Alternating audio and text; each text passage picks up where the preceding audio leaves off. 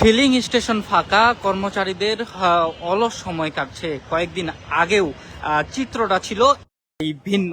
তেল নেওয়ার জন্য লম্বা লাইন, ঘন্টার পর ঘন্টা অপেক্ষা করার পর তারপরেই মিলতো জানালি তেল। কিন্তু এখন কয়েকদিন যাবত, দুই একদিন যাবত চিত্রটা একেবারেই ভিন্ন আমরা দেখতে পাচ্ছি। আপনাদেরকে আমরা যুক্ত করেছিলাম নিউ মার্কেটের যে নেওয়াজ ফিলিং স্টেশন রয়েছে সেই ফিলিং স্টেশন থেকে। সেই ফিলিং স্টেশনের বর্তমান যে চিত্র সেটি দেখানোর চেষ্টা করছিলাম।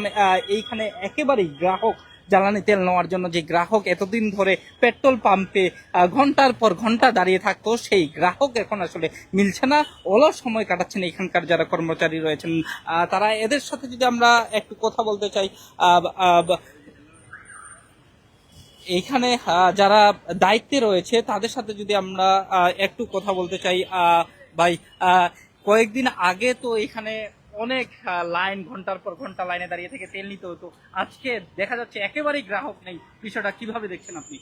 এখন আগের থেকে স্বাভাবিক হয়ে গেছে। এখন আগে যে ক্রাইসিস ছিল, মানে সবাই নিত, এখন সবাই এখন পাচ্ছে আর কি।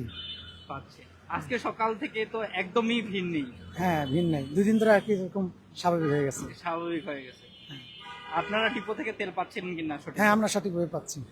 শুনছিলাম এখানে যারা কর্মরত দায়িত্বে রয়েছেন তাদের সাথে কথা বলছিলাম। গত 2 দিন যাবত কিন্তু এই যে জ্বালানি তেলের যে সমস্যা গত রমজান মাস থেকে শুরু হয়েছিল, সেই রমজান মাসের সমস্যার সমাধান আসলে কিভাবে ঘটলো সেটি আসলে জানার বিষয়। যে তেলের দাম বৃদ্ধির কারণেই নাকি ফুয়েল পাস করার কারণেই এই যে পেট্রোল পাম্প, সেই পেট্রোল পাম্পগুলোতে আগের মতো ভিড় নেই।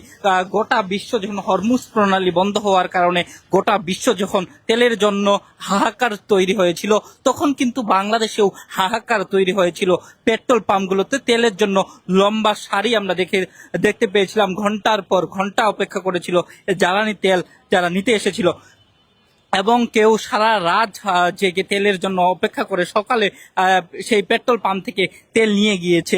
এমনও চিত্র দেখা গেছে যে পেট্রোল পাম্পে ঘুমিয়ে, সারা রাত ঘুমিয়ে সকালে তেল নেওয়ার জন্য অপেক্ষা করেছে। কিন্তু গত 2 দিন যাবৎ আসলে চিত্রটা একেবারেই ভিন্ন।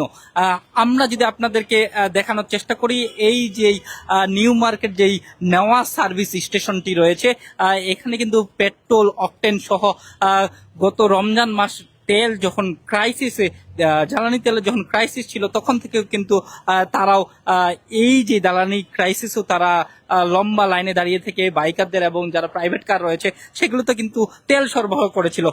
কিন্তু গত 2 দিন যাবৎ আমরা যেমনটি শুনলাম, এখানে যারা রয়েছেন তারা বলছেন যে গত 2 দিন যাবৎ আসলে স্বাভাবিক ডিপো থেকেও তারা সঠিকভাবে জ্বালানি তেল পাচ্ছে, যার কারণে তারা সঠিক সরবরাহ করা যাচ্ছে। শুধুমাত্র যে New Market Newaz service station সেটিতে নয়, ঢাকা শহরের আমরা বেশ কয়েকটি ফিলিং স্টেশন ঘুরে দেখেছি। চিত্র যদি আপনাদেরকে জানাতে চাই, তথ্য দেওয়ার ক্ষেত্রে যদি বলতে চাই যে আসাদ গেটের যে ফিলিং স্টেশন রয়েছে, সোনার বাংলা ফিলিং স্টেশন, এবং তালুকদার যে ফিলিং স্টেশন রয়েছে, সেই দুইটিতেও কিন্তু আমরা দেখতে পেলাম যে তুলনামূলকভাবে অনেক ভিড় কম, সেটি আমরা দেখতে পেলাম। এবং এইখানে যদি আপনাদেরকে দেখানোর চেষ্টা করি যে সকাল থেকে কিন্তু এখানে খুব যাদের প্রয়োজন হচ্ছে তারা এসে তারপরেই তেল নিচ্ছে। ভাই, আপনার সাথে যদি একটু কথা বলতে চাই, এই যে লাইন ছাড়া তেল পেলেন, কেমন লাগছে? খুব ভালো লাগতেছে ভাই। এই বিগত প্রায় 1 মাস থেকে বা তারও মনে হয় বেশি খুবই কষ্টের মধ্যে ছিলাম তেল নিয়ে। আজকে শুধু এই পাম্পেই মানে একেবারে ফ্রিভাবে তেল নিতে পারলাম। এর আগে যে কয়বার তেল নিছি মোটামুটি সিরিয়াল ছিল, 10 জন 12 জন, এখানে একেবারে ফ্রি পাইছি আজকে। এই যে তেলের সংকটটা তৈরি হয়েছিল, এটা আসলে কি কারণে তৈরি হয়েছিল আপনি কি মনে করেন? এটা দেশের যুদ্ধ পরিস্থিতির কারণে হইতে পারে। শুনছিলাম এখানে একজন বাইকার ভাই, তিনি আসলে জ্বালানি তেল নিতে এসেছিলেন, তিনি বলছেন যে তিনি একেবারেই এসে ফিলিং স্টেশনে সরাসরি তেল পেয়েছেন।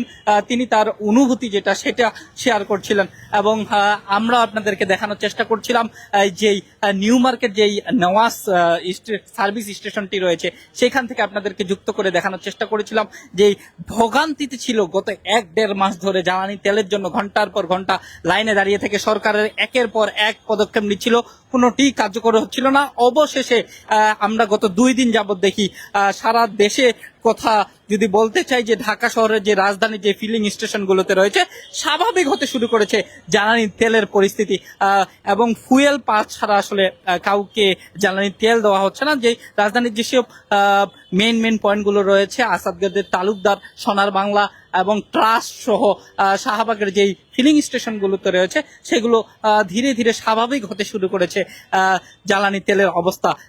এটি আপনাদেরকে সরাসরি দেখানোর চেষ্টা করছিলাম। আমরা এখানকার যে কর্মরত যারা রয়েছে তাদের সাথে কথা বললাম, তারা জানাচ্ছিলেন যে এইখানকার গত 1.5 মাস যাবত যে জ্বালানি সংকট তৈরি হয়েছিল সেটি মূলত ডিপো থেকে তেল পর্যাপ্ত না আসার কারণে এই সমস্যাটি সৃষ্টি হয়েছিল এবং এখানে তারা আরো জানিয়েছেন যে এখন তারা পর্যাপ্ত পরিমাণ তেল পাচ্ছে এবং সরবরাহ করতে পারছেন, যার কারণেই আসলে জ্বালানি পরিস্থিতি কিছুটা স্বাভাবিক হয়েছে এমনটা জানাচ্ছিলেন এখানে যারা কর্মরত রয়েছেন ফিলিং স্টেশনে। তারা জানিয়েছিলেন এই ছিল নিউ মার্কেট যে ফিলিং স্টেশন নেওয়া সার্ভিস স্টেশন, সেইখান থেকে আমি আপনাদেরকে যুক্ত করেছিলাম তৌফিক আদনান ইমন।